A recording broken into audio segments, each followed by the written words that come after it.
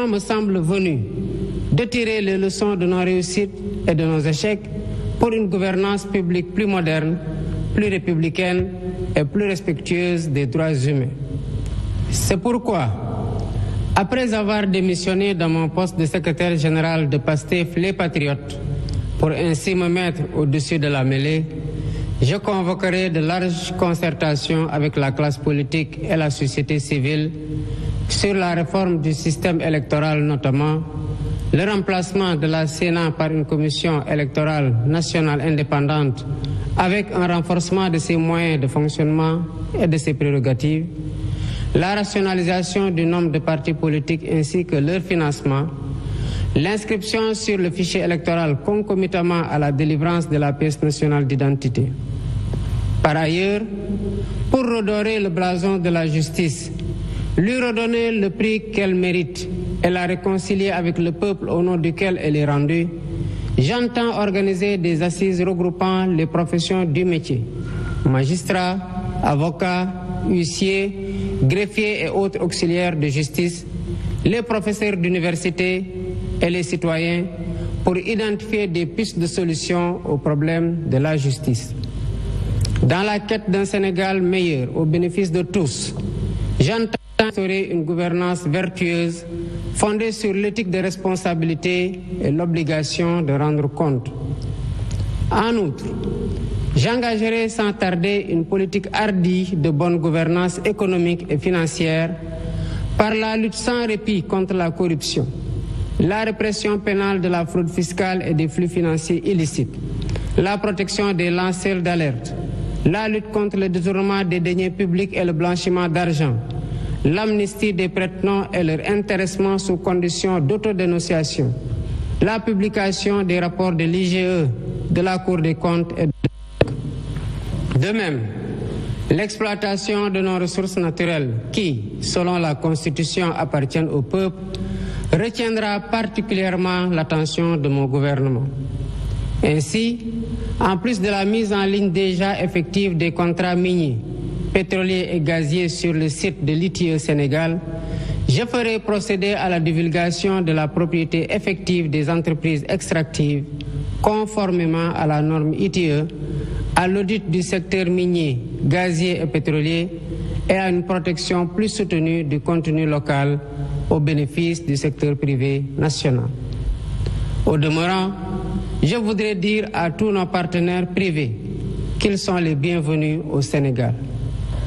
Conformément aux lois et règlements en vigueur, les droits de l'investisseur seront toujours protégés, de même que les intérêts de l'État et des populations. À nos pays amis et partenaires, je voudrais assurer que le Sénégal reste un pays ouvert et accueillant pour tous. Nous veillerons sans cesse à maintenir et raffermir les relations de bon voisinage et de solidarité agissantes au sein de nos organisations communautaires, notamment la CEDEAO et l'UEMOA.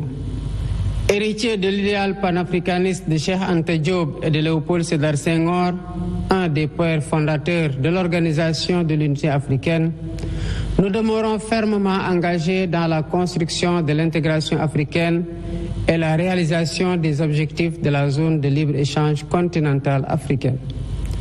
Nos partenaires étrangers de tous horizons sont d'égale dignité pour nous. À tous, nous devons respect et considération. Et de tous, nous demandons respect et considération. Nous resterons engagés pour une gouvernance mondiale plus juste et plus inclusive, dans le respect de l'égale dignité des valeurs, de culture et de civilisation. Mes chers compatriotes, la fête nationale, symbole de notre souveraineté, nous rappelle que nous sommes seuls face à notre destin et que personne ne fera à notre place ce que nous ne sommes pas disposés à faire pour nous-mêmes. Nous avons la responsabilité historique de conforter notre souveraineté en rompant les chaînes de la dépendance économique par le culte permanent du travail et du résultat. Dans cet esprit, l'administration doit agir à tous les niveaux de façon plus accueillante et plus efficace pour les usagers du service public. Nous devons bannir de nos pratiques les procédures et formalités indues qui altèrent l'efficacité de l'État. Dans cet objectif, J'entends investir massivement dans la digitalisation des services et des procédures administratives. De même, il y a urgence à gagner notre souveraineté alimentaire en investissant plus et mieux dans l'agriculture, la pêche et l'élevage, les 3 mamelles nourricières de notre pays.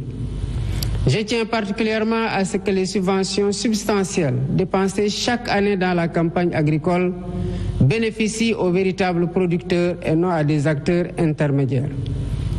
En définitive, mes chers compatriotes, l'indépendance que nous célébrons demain est certes un événement festif, mais aussi et surtout un test de résilience et de grandeur pour la nation. Notre mérite et notre honneur, c'est de réussir l'épreuve en affichant une confiance résolue en nous-mêmes pour vaincre nos peurs et nos doutes, surmonter les obstacles devant nous et poursuivre ensemble notre marche solidaire vers notre destin commun, main dans la main, épaule contre épaule. C'est à cela que je vous invite dans la communion des cœurs et des esprits. Vive le Sénégal en paix et en sécurité, unis, libres et prospères. Bonsoir et bonne fête.